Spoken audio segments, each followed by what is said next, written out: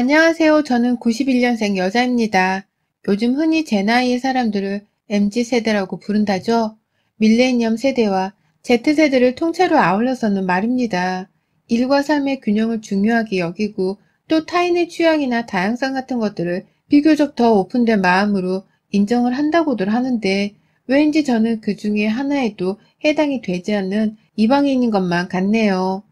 삶보다는 돈 벌어오란 말에 일에 훨씬 더 많은 시간을 투자해왔고 나의 취향과 다양성보다는 남편의 것들을 더 고려하고 존중하면서 답답하게 살아왔습니다. 정말 되돌아봐도 저라는 사람이 없었던 것처럼 답답하게 말이죠. 남편과는 동갑내기였고 고등학교 때부터 알고 지내온 친구였습니다. 학원을 다니면서 친해지게 되었고 각자 다른 대학으로 진학을 해서는 잘 만나보진 못했으나 그 시절 싸이월드를 통해서 간간히 안부 인사를 주고받기도 했으며 나중에 페이스북이 생기고 나서는 그래도 서로의 사진을 더 자주 보며 살긴 했었어요. 만나지는 못한 채 안부만 묻다가 남편이 대학 졸업을 겨우 앞두고서 무슨 이유에서인지 늦게 군대를 가버렸고 그 후 저는 저대로 취업을 준비하고 1년간 어학연수를 다녀오면서 남편과는 연락이 끊어졌죠. 그러다 다시 만나게 된 건 다름 아닌 제 인스타그램을 먼저 발견하고서 연락을 해준 남편 덕분이었습니다. 친구 추가 목록에 제 아이디가 연동이 되어 떴었나 보더라고요. 만나보고 싶다고 하는 남편의 말에 저도 애친구를 만나는 듯 설레었고 오랜만에 보니 참 남자다워진 남편의 모습에 속으로 살짝 반했었답니다. 술 몇 잔에 손도 잡았었고 연인이 되고서는 매일같이 하루도 거르질 않고서 데이트를 했어요. 저는 지금도 그렇고 당시도 그렇고 이름만 대면 알만한 직장을 위주로 이직을 해가면서 스펙을 쌓아가는 중이었어요. 야근이 많다면 많기도 했고 무엇보다 일의 양이 정말 많아서 퇴근 후의 시간이라는 것이 제대로 없었는데요. 그럼에도 불구하고 꼭 1시간 정도라도 남편을 만나서 얼굴을 보다 집에 들어가곤 했습니다. 연애에 미치면 다들 그 정도는 하는 거잖아요. 그러니 저도 마냥 연애가 즐겁다는 생각을 한 채로 긍정적으로 남편을 만나왔어요. 저희 남편은 조그마한 회사를 다니고 있습니다. 상수 쪽에 작은 소기업들이 몰려있다고 하던데 거기로 출퇴근을 하고 있더라고요. 회사 얘기가 나오면 약간 저로부터 기죽어하는 듯한 모습이 보이길래 저는 깊게 물어본 적이 없었지만 대충 출판 비슷한 회사를 다니는 것 같았습니다. 직급은 어느 정도인지 잘 몰랐고 그냥 딱 봐도 제가 더 돈을 많이 벌고 있다는 것을 눈치로 알 정도였어요. 데이트를 할 때에도 비용의 반 이상은 제가 내고 살았으니까요. 그런 남편에게 한 번 정도 경제력에 대해서 제대로 마음을 터놓고 얘기를 나눠봤어야 하는 건데 저는 그냥 남편이 좋다는 이유만으로 2년 전에 결혼을 했습니다. 왠지 고등학교 때부터 알고 지내다가 성인이 되어 만나서는 다시 사랑에 빠졌다는 우리의 이야기가 꼭 러브스토리에 나오는 주인공들 같아 보였었죠. 그래서 제대로 된 조건 하나 따져볼 이성적인 판단을 하지 못한 채 부모님의 아주 작은 반대에도 불구하고 결혼을 했어요. 신혼집은 다행히 시부모님께서 대기업 다니는 며느리가 들어온다며 두 팔 벌려 환영하시면서 집 한 채를 구매해 주셔서 남편 직장 근처에 있는 동네의 한 빌라 안으로 들어왔고요. 저는 대신에 제가 해갈 수 있는 살림살이나 가구들을 모조리 다 준비해 갔습니다. 결혼식에서도 둘 모두를 다 알고 있는 고등학교 친구들이 참석을 해줬고 정말 온 동네방네 저희가 결혼을 했다는 소문이 분명 다 났을 만큼 동네 친구들은 다 알고 있었어요. 진심으로 기뻐하며 하나같이 축하도 해줬고요. 딱 한 사람만 빼고 말이죠. 저 고등학교 때 그리 친하지도 않았던 여자친구 하나가 있었는데 남편이랑은 꾸준히 연락을 해오고 지냈었던 건지 저희 결혼에 참석을 했더라고요. 그래서 저도 신부 대기실에서 정말 오랜만에 인사를 나눴었고요. 그런데 그 친구가 제게 주제넘는 소리를 하더라고요. 좋은 날에 이런 말 해서 미안한데 난 네가 정말 괜찮은 사람한테 시집갈 줄 알았어. 그 소리 하러 왔어. 진짜 오해해서 듣지는 말고 그냥 언제든 아니다 싶으면 헤어져. 라고 말입니다. 그날 저는 그 친구를 소리를 질러가며 신부 대기실에서 쫓아냈어요. 식장 직원분들과 저희 가족들이 상황을 듣고서는 뭔 그런 말을 하냐며 함께 내쫓아줬고 남편도 달려와서는 밖에서 그 여자랑 한참 실랑이를 하다가 시댁 식구들의 만류로 어찌 상황은 진정이 되었다고 하더라고요. 작은 해프닝이었고 결혼식 끝나고서는 바로 있긴 했었지만 그게 참 문득문득 생각이 나곤 했습니다. 남편의 전 여자친구였나 싶은 마음에 물어보니 남편은 절대로 이성적인 관계는 아니었다면서 선을 그었고, 그래서 전 단지 학창시절에 저를 좀 질투했던 여자애가 아니었을까 싶었습니다. 학원 다닐 때에도 남편은 학원 내에서 인기가 좀 많은 편이었거든요. 저는 공부를 더 열심히 하는 편이었고요. 괜히 우리 둘 사이가 질투나서 저런 건가 싶어서 안 좋은 일이라며 금방 잊으려 했죠. 즐겁게 젊은 부부 마냥 살았습니다. 여전히 신혼이라면 신혼이었고 집도 있겠다. 둘 다 직장도 다니고 있겠다. 나름 신나게 돈도 모으면서 살뜰히 잘 살고 있었어요. 시부모님께서도 저를 잘 챙겨주셨고 딱히 시집살이 같은 건 시킬 분도 아니셨고요.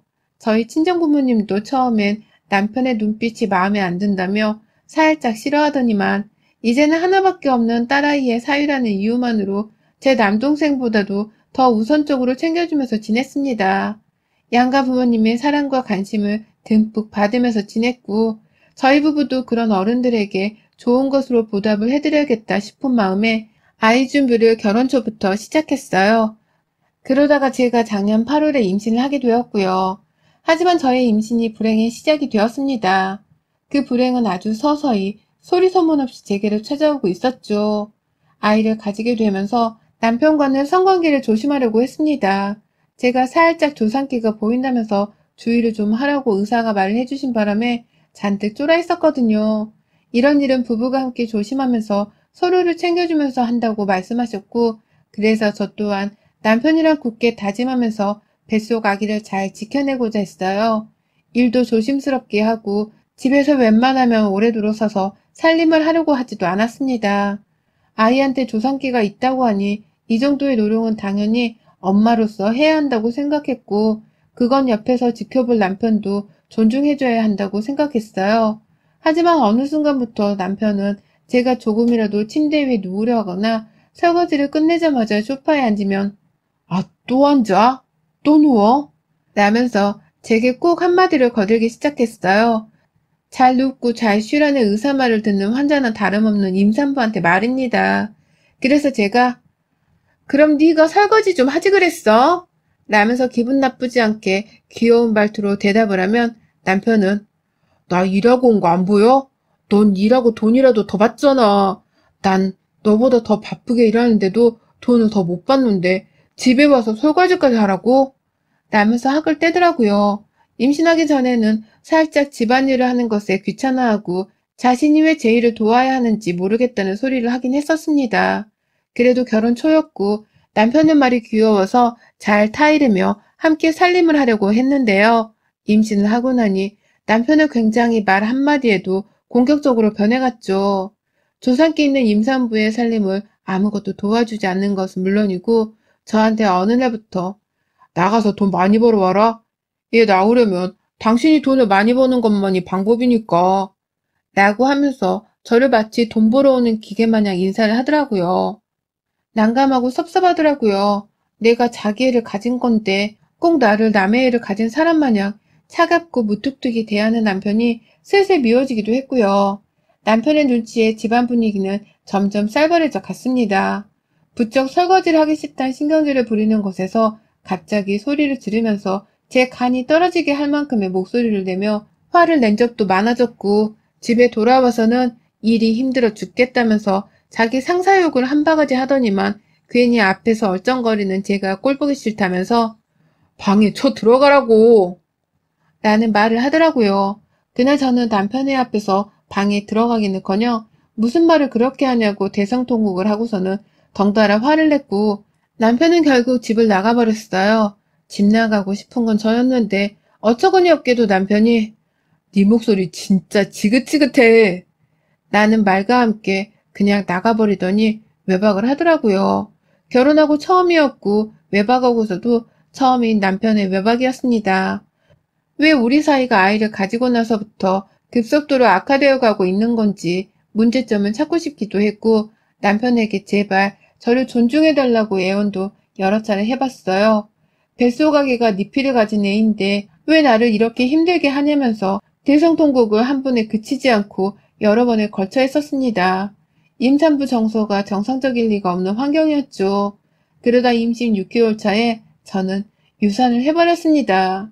남편이 계속 속을썩여서 그랬던 게 아니라 바로 남편을 숨겨둔 한 여자 때문이었어요. 세상이 무너져 내리는 기분이었어요. 요즘 모르는 번호로 부재중에 계속 걸려오고 있었지만 보이스피싱도 너무 많고 또 전화 올 곳이 없기도 해서 일부러 안 받았거든요.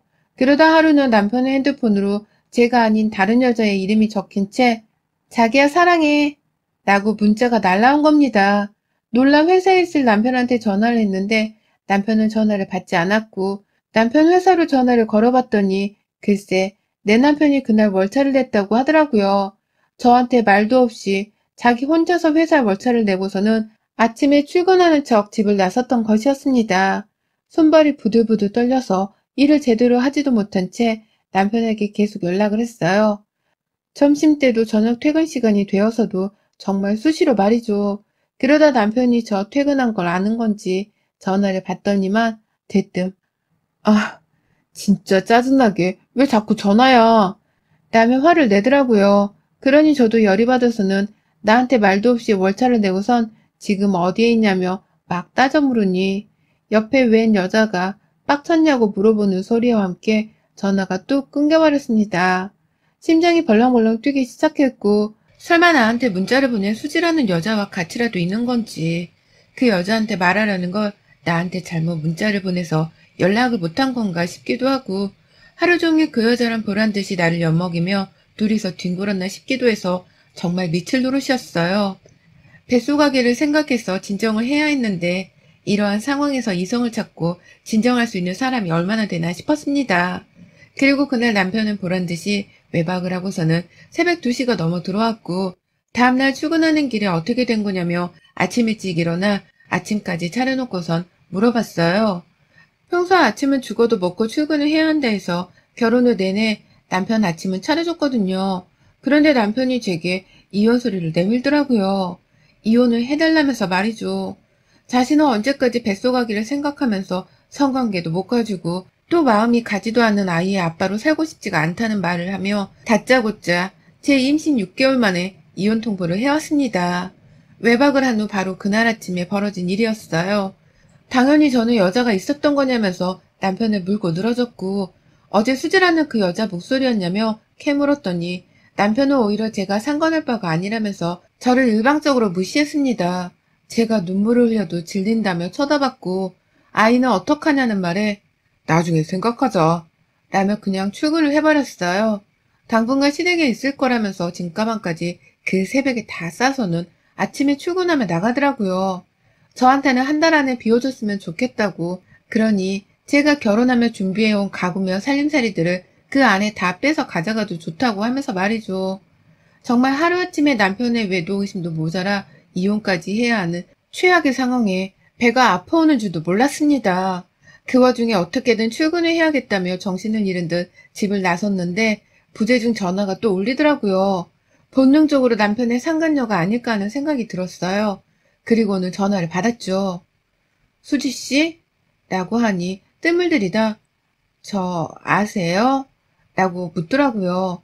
그러더니만 임신한 분인데 남편과 헤어지게 해서 죄송하다고 하지만 지체하지 말고 빨리 이혼을 해주셨으면 좋겠다면서 내 남편을 사랑한다 어쩐다 하는데 와 출근길에 앞이 노래지더니 그 자리에서 그 여자한테 닥치란 소리 딱 한마디밖에 하지를 못하곤 제가 쓰러졌어요. 정신을 차리고 나니 병원이었고 저는 아이를 유산한 후였습니다. 옆에서 친정 부모님은 울고 계시고 시부모님도 저희 부모님 연락을 받고선 와 계시더라고요. 남편은 모습을 드러내지 않았고요.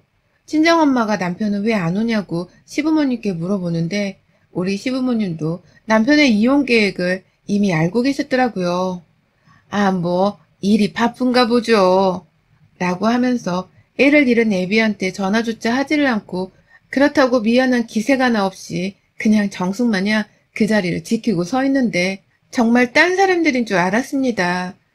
나름 제게 참 잘해주셨던 분들이었는데 그때만큼은 너무 차갑고 매정하게 보여지더라고요. 결국 저도 시부모님 앞에서 다 알고 계셨냐고, 남편이 바람 피우는 거 알고서 지금 이러는 거냐며 병원 한복판에서 소리를 질렀고, 그걸 계기로 저희 친정 부모님까지 남편의 외도를 알게 되며 집안 간의 싸움은 걷잡을 수 없이 커졌습니다. 저희 부모님은 시부모 멱살을 잡고 난동을 피웠고, 아버지는 남편 회사에 쳐들어간다고 하시는 거 제가 겨우 말렸어요. 더럽고 더 이상 꼴 보기 싫다는 생각에 빨리 손을 떼버리고 싶었고, 다만 이혼은 그냥 못해준다면서 당연히 위자료 소송을 걸었었고, 내 아이를 잃게 만든 죄로 상간녀에게도 똑같이 정신적 그리고 신체적 피해보상 위자료 소송을 걸었어요. 그래봤자 돈 몇천만 원 받는 게 전부였지만, 이렇게라도 제가 할 수 있는 것, 그래서 남편에게 조금이라도 힘들게 할 수 있는 것이 있다면 다 뺏어오고 싶었습니다. 그게 돈이든 뭐든 말이죠. 하지만 그게 전부였네요. 바로 지난주 남편의 지인으로부터 남편이 재혼을 한다는 소식을 전해 들었거든요. 저는 유산 후 슬픔을 채 이겨내지도 못한 채 어떻게든 잊어보겠다며 열심히 일만 하고 가슴 졸이며 상처를 떠안고 살았는데요. 남편은 제가 지 불륜 때문에 뱃속에 지 새끼를 잃었음에도 불구하고 상간녀랑 아주 깨를 볶다가 결혼까지 한다고 하니 눈알이 돌아가더라고요. 저는 살림하고 아침까지 내내 챙겨줘가며 돈만 벌어오는 임산부로 살다 얘를 잃었는데, 지는 내내 제 덕을 보며 편하게 살다가 이젠 하다하다 새 여자한테 장가까지 또 간다니. 그래놓고는 저를 공통적으로 알고 있는 제 지인들인 고등학교 동창들에게 또다시 청첩장을 보냈었나 보더라고요. 얘 잃은 지 반년 만에요. 속이 끓어오르는 게 그냥 결혼하게 놔두면 안 되겠더라고요. 제 아이를 생각해서라도 복수 정도는 남편에게서 받은 위자료로 해줘야겠다 싶었습니다. 어차피 그 돈은 더러워 쓰지도 않고 내버려두고 있었거든요. 저 결혼하던 날 왜 친하지도 않던 동창 하나가 저한테 와서는 남편이랑의 결혼이 아니다 싶음 언제든 헤어지라고 한 건지도 이제야 이해가 슬슬 갔어요. 그 여자애는 아마도 남편의 옛 연인이었겠고, 저처럼 일방적으로 뒤통수를 맞은 채 이별을 당했었던 것일지도 모르겠다 싶더라고요. 그런데 왜 그렇게까지 남의 결혼식장에 와서 제게 그런 말을 했나 싶은 마음에 정말 수소문을 해서는 그 친구에게 연락을 했습니다. 만나서 물어보니 참 반전이었어요. 글쎄 제 남편이 그 친구랑은 약혼까지 갔다가 헤어졌다고 하더라고요. 제가 아닌 다른 여자랑 바람이 나서요. 그런데 그마저도 그 다른 여자랑 헤어지게 되면서 다시 이 친구에게 만나달라고 애원을 했고, 이 친구가 거부를 하자 다른 타겟을 찾다 제게 연락을 한 거더라고요. 그냥 옆에 새로운 여자가 주기적으로 없으면 매번 돌아버리는 남자라면서 말입니다. 일방적인 파혼선언의 갑작스런 사과, 그리고 자기도 아는 동창이라 갑자기 결혼을 한다고 하니 이 친구도 너무 화가 나고 제걱정이 되어서는 저를 찾아왔었다는 겁니다. 욕먹을 각오를 하면서 말이죠. 청첩장은 자기가 받은 게 아니라 다른 고등학교 친구로부터 꼽사리를 껴서는 그냥 따라온 것이었다고 하고요. 그 얘기를 듣고 나니 저는 더욱 화가 북받쳤어요. 그 길로 뱃속에 태아 사진들을 뽑고 인터넷에서 상복을 구매해서는 입었고, 급기야 애기 인형 하나를 사다가 거기다가도 상복을 입혔습니다. 이러고 남편의 결혼식 날을 기다리다가 나가는 제가 걱정이 된다면서 친정 부모님은 저를 따라오려 하셨지만 이 일은 제 문제였어요. 그러니 저 혼자 해결하겠다고 했죠. 제 친한 친구들은 의리를 지키며 남편의 결혼식에 참석을 하지 않겠다고 했고, 저 또한 SNS를 통해서 아이를 잃게 만든 남편이 상간녀랑 급기야 결혼을 한다며 여기저기 글을 게재했습니다. 그걸 보고 결혼식장에 가지 않겠다고 말해주는 덜 친한 친구들도 있었어요. 하지만 그걸로는 부족했습니다. 상간녀의 지인이 올 텐데 그년이 뭐하다 남편이랑 결혼하게 되었는지 정도는 알려줘야겠었거든요. 그리고 전 식이 다 시작되던 그 결혼식장 안을 코로나 때문에 사람이 얼마 모이지도 않아 있던 그 작은 결혼식장 안에 상복 입은 아이 인형 하나를 입고서는 쳐들어갔어요. 저까지 상복을 입고서는 말입니다. 내 죽은 아이 살려내. 바람을 피우고 아내 뱃속아기를 잃게 만들더니 하다하다 니들이 결혼한다는 게 말이 돼? 이 천벌받을 것들아. 니들 뱃속에 찾아올 애가 기형으로 태어나던 살다 부모보다 먼저 죽어 떠나던 그건 다 니들이 나한테 뿌린 죗값일 거야. 이 죽일 놈들아. 라고 하면서 식장 안에 태아 사진을 뿌리고 남편이 내 남편이었다는 사진도 뿌리고 아이가 죽었다는 소리를 하면서 살인자 놈이라는 소리를 얼마나 내질렀는지 몰라요. 당연히 저는 식장 경비와 하객 일부에 의해서 쫓겨났지만 아무도 제가 상복을 입은 채로 아이 인형을 안고 있어서 그런지 함부로 터치를 하지 못했어요. 눈에는 슬픔이 가득이고 입에서는 내 죽은 아이 살려내 이 천벌받을 년놈들아 라는 말이 반복해서 나오자 사람들도 하나도 제가 딱하다며 식장 밖을 따라 나와서는 저를 달래주더라고요. 그중에 마지못해 친구라며 결혼식에 참석을 했다가 시위하는 저를 보고는 도저히 결혼식장에서 축복을 해줄 수 없다며 저를 따라 나와서는 제 옆에서 전 남편을 죽어라 욕해주는 고등학교 친구 두 놈도 있었습니다. 참 고마웠죠. 알아주니 든든하기도 했고요. 그 친구 녀석들이 남편 욕을 하자 주변 하객들도 저를 잠시 달래고 진정시키러 나왔다가 점점 남편의 뒷담화에 시선이 쏠렸고 급기야 일부는 그냥 가자며 식장을 나서더라고요. 제가 보니 그 중에는 제 결혼식 때 미처 오지를 못했던 남편의 아주 먼 가족뿐만 아니라 지인들도 있는 듯 했습니다. 밖에서 들리는 말들에 신부 측 지인들도 눈살이 찌푸려진 건지 일부는 그냥 자리를 박차고 나가버렸고요. 저는 한 번 더 경고를 하겠다며 식장 밖에서 크게 외쳤습니다. 얼마든지 나를 명예훼손으로 고소해도 좋아. 네 년놈들이 바람피고서 나한테 지불한 위자료로 벌금은 얼마든지 낼 경제력이 있으니까. 단 임신한 나를 유산시키고도 니들 결혼 생활이 행복할 거란 희망은 버리는 게 좋을 거야. 니들이 불행하지 않으면 니들 부모든 자식이 불행하다 말려 죽을 테니 두고 보라고. 라면서 보란 듯이 그 자리에서 펑펑 울었습니다. 친구들의 부축을 받고서는 아기 인형을 더욱 꼭 껴안고서는 자리를 벗어났어요. 뒤에서는 상간녀가 어쩔 거냐며 남편한테 간수 똑바로 못했단 소리를 들으며 소리를 지르고 있고 하객들은 가야 하나 말아야 하나 어리둥절하며 수군덕거리고 있고 저는 식장에서 빠져나오면서 결국 또 한 번 실신을 했습니다. 다행히 친구들의 빠른 조치로 응급실에서 제대로 치료받고 빠르게 회복했고요. 제 꼴이 너무 불쌍했던지 결혼식장에서 고등학교 친구들을 포함한 일부 하객들이 쓰레기 부부 결혼식장이라며 입소문을 내고 욕을 퍼부어준 바람에 남편은 순식간에 제 고등학교 친구들 사이에서 아주 몹쓸 쓰레기가 되어버렸어요. 저한테 문자로 안부를 묻는 친구들이 아주 진우쳤고 저는 일일이 그 친구들에게 답장을 해주며 남편의 저주와 그리고 저의 안녕을 스스로 기도했습니다. 아이가 엄마를 떠난 후 하늘에서 저를 돕고 있다는 생각이 드네요. 언젠간 한 공간에서 다시 만날지도 모르는 우리 아이를 생각해서라도 저는 이제라도 정신을 차리고 남편 보란 듯이 더 멋지고 잘나가고 좋은 여자가 되어 살 겁니다. 그 년놈들 보란 듯이요. 여러분의 생각은 댓글로 남겨주세요. 오늘도 시청해주셔서 정말 감사합니다.